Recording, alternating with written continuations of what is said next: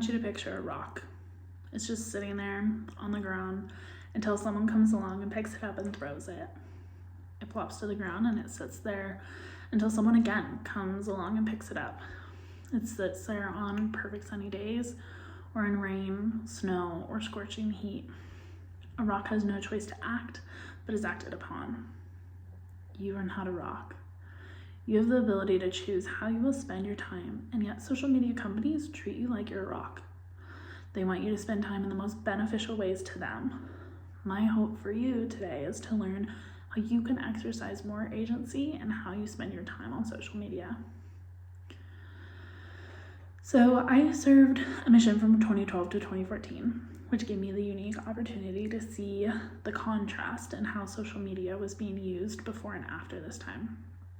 Previous to my mission, Facebook was the primary platform, with Instagram growing in popularity, and both were used primarily for connecting with friends and family. By the time I came home, there was a noticeable shift in how the platforms were being used. Instead of posting for connection, users were posting for attention, and compare that today, where the platforms are being used predominantly as a tool for advertising. From a marketing perspective, it's very clever how social media companies keep you coming back to their sites. These tactics create a self-perpetuating cycle of use, and all for the purpose of making money. The cycle goes desire, pleasure, discontentment, and longing. The cycle for some vulnerable users leads to smartphone addiction.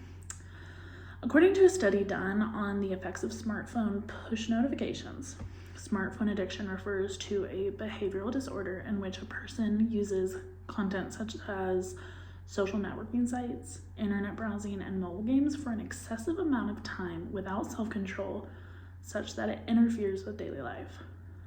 Reaching a level of addiction is to sacrifice your agency or to give your ability to choose, in this case, to your smartphone.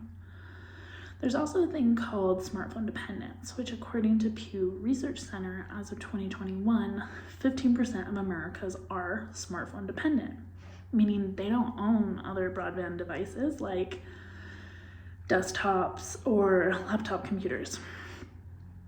Dependence in this aspect is not an indicator of unhealthy habits, but social media companies are taking advantage of this dependence by using features of smartphones to get your attention to open their apps. See, companies like Instagram don't make money unless you're spending time on their sites. Investopedia explains that Instagram uses ad hits to make money. To quote, ad impressions are seen as a leading indicator of ad hits. The more people see the ad, the more hits it's likely to achieve. Instagram doesn't love you. It loves money, and its main goal is to get you to spend more time on their app so you're more exposed to ads that are bringing them revenue. So how do companies get you back to their site? They trigger your desire by using push notifications. That study on the effect of push notifications showed that concentration streams were interrupted when the users heard or felt notifications. So Facebook and Instagram will ding you with every like, comment, DM, post from your brother or cousin or boss's nephew or whoever. By sending you these constant reminders of what you're missing on your apps, social media companies interrupt your concentration and get you to keep coming back for more. Once you open the app, you're activating your pleasure center that is going to keep you scrolling through feeds of beautiful posts and funny videos, and some of which are from people that you know and love, but they're strategically sprinkled with ads from both companies and influencers pushing products that you just have to have. Eventually, reality sinks in, and feelings of discontentment begin to grow as you realize what things you don't have or what opportunities you're missing. Discontentment can lead to feelings of longing and loneliness.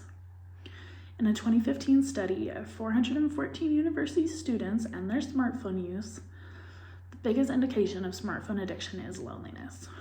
To quote, the results show that the higher one scored in loneliness and shyness, the higher the likelihood one would be addicted to a smartphone. So from here, the cycle begins again. Desire, pleasure, discontentment, and longing.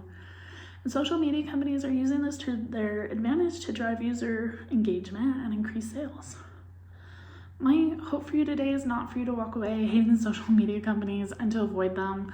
They are here to stay and they're beneficial in many ways, but I do want to help you stop acting like a rock and exercise more agency over the time you spend on social media. And the solution is simple. Turn off your notifications. By turning off your notifications, you take more control over when you get on your apps. You don't get on it because TikTok or Reddit or Instagram or whoever decided that it was time by sending you a notification. You open the app because you want to spend time there and engage in the content that you're seeing.